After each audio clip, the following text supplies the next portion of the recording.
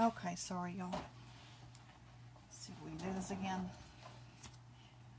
I get flustered. Sometimes I forget things. Okay, I'm starting by taking the elastic thread. On one side, you can choose the right side or the left side, wherever you start. I'm going to leave a little bit hanging on the interior of the book. And I don't need that piece of thread just yet because everything's going to fit through pretty easy right now. I'm going to take the thread and put it through the center eyelet on the same end of the book. Then I'm going to stretch it down to the bottom of the book, like I'm working at the top up here. Now I'm going to be putting it into the center down below on the bottom. And I'm going to take it over to the right, or into the third eyelet, so that the back has just across this top and bottom parts is all you're going to see, those elastics. Then I'm going to take it up to the top one. Maybe. Here we go. Okay, now comes the fun part. I'm going to need to take my little loop of thread, or whatever this is that it's called, and I'm going to need to hold the ends of this thread together in such a way that the two ends will meet and make what is a point. Kind of like if you want to make a needle out of it, because that's what we're doing, a needle with a big eye. So put the end of that thread through the big eye and loop it around. Hang on to it, because now we're going to take it and we're going to put the end of that thread through the center hole, and then we're going to work this piece of elastic through that hole by pulling till it comes all the way through. Hang on to it, and I'll need it one more time.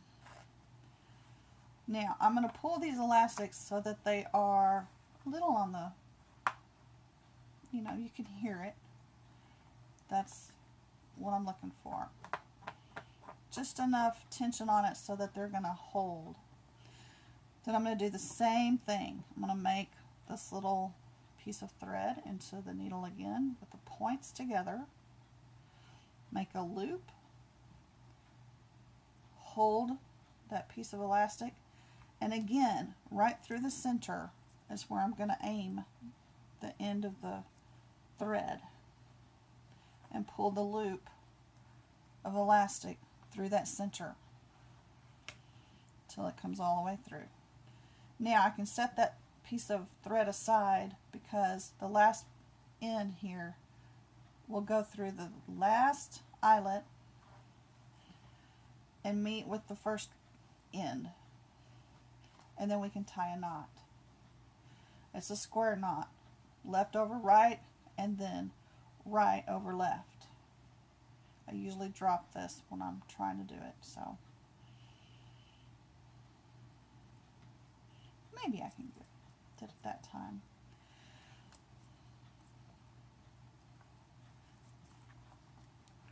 And those seem to be about the right tension, I guess is the word. I'm going to snip this off, and then I'm going to singe the ends again. And if you have kids around, please be careful. But this is rather necessary, I find, because it does start to unravel on the ends. And it just needs a touch. And that's that. It's strung, it's ready to go. Now, back to the little paper inserts. With your kids, if you use a stapler, remember, you have small parts. You have eyelets that could come loose. This is not a guarantee. I'm not guaranteeing anything. Things like this can come apart. A kid could pull an elastic thing out. Just keep in mind the age that you're dealing with, please. And safety first in all things. If you're not sure a kid can handle staples being in a booklet without ripping them out and choking on them or something, then please don't do this project. Anyway, I have stapled 3 of these together. That's 3 inserts, and the 4th one is not stapled together. And I'm going to show you that you can still use it not stapled. Transfer this idea to a big notebook of not stapling pages together, and it opens up a whole new world of accessibility in your inserts. For example, if I wanted to pull one out, I could do that. I could put another one in. I could put anything in. I could do anything with that because it's not stationary with staples. So keep that in mind if you're doing journals and inserts and calendars and things like that. You can always move things around easily. Ultimately, each of these 4 straps is going to have a little booklet or an insert, just whatever you want to call it, in there.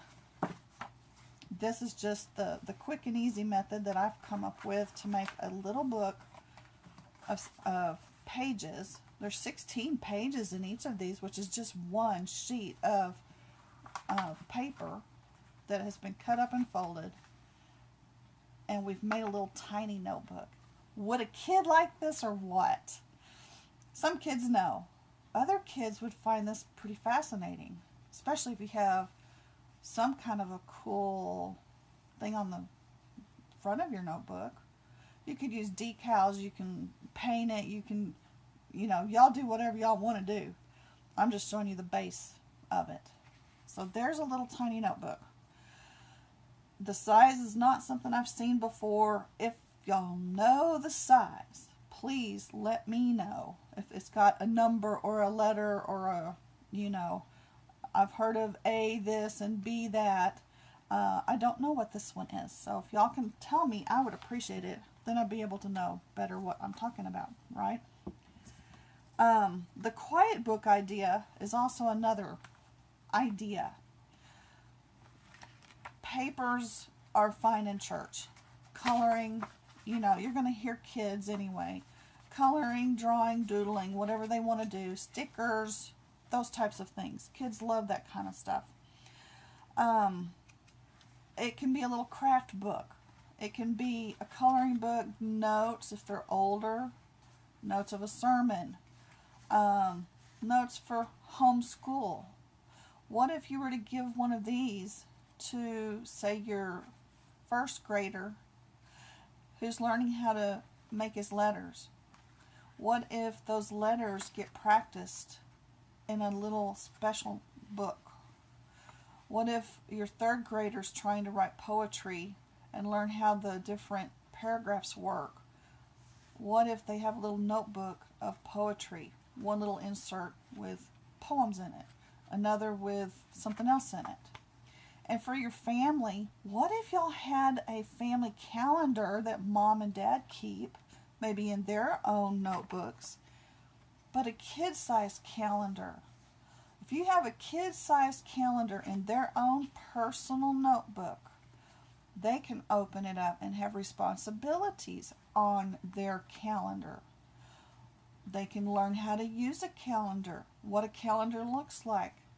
They'll be able to count the numbers on a calendar. Are you catching me? The homeschool learning process is 24/7.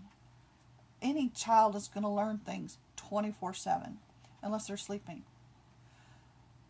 What if you put in their hands something they like to hold, something they're responsible for, something that is theirs, and that they can write in it themselves?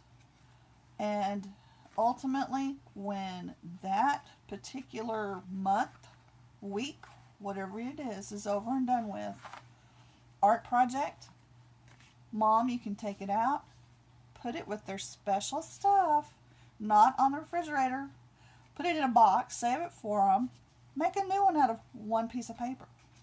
That's the idea. And how easy is that?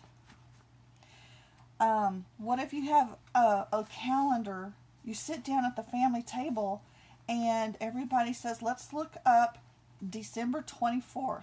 We're going to go to Grandma's house. And your child is sitting there with his planner in front of him, his own calendar.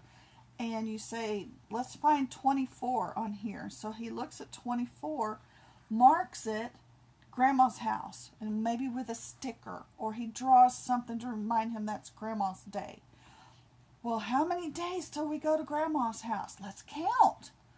Let's count. Just like when you play a game, Chutes and Ladders. Remember, we counted blocks and spaces and, all that jazz. Learning tool. This is a great learning tool. As they get older, how about keeping journals? If they're little bitty, help them write. What did you do today? I ate a bug. Okay, so they ate a bug. Put it in their box. Give it to them when they graduate from high school, or save it for their future spouse. They'll love that. If you're planning a vacation, let's look and see how many days till we go to Disney. Mommy, how many days till Disney? Make it a learning experience. So each child has their own personal, age-appropriate, simple booklet, journal, whatever you want to call it, notebook. And as they get older, let them move up. If they need a bigger one, let's move up in size. There's all kinds of sizes you can make. You can fold paper till the cows come home. But the idea is there, run with it. Again, it's going to be able to teach life skills, personal habits, responsibility, management. They can track things like their homework, their assignments, their allowance. They can do crafts. They can do all kinds of stuff in it. And the last thing I wanted to remember and not to forget is chores. How about chore lists? What if on a weekly calendar or even a day calendar? Y'all can find these things all over the internet. I don't have to show it to you. What if on a calendar page you start listing times when they're old enough? It's 1 o'clock in the afternoon, time to feed the dog, time to clean your room, whatever it is. Have them write it down and learn those types of habits.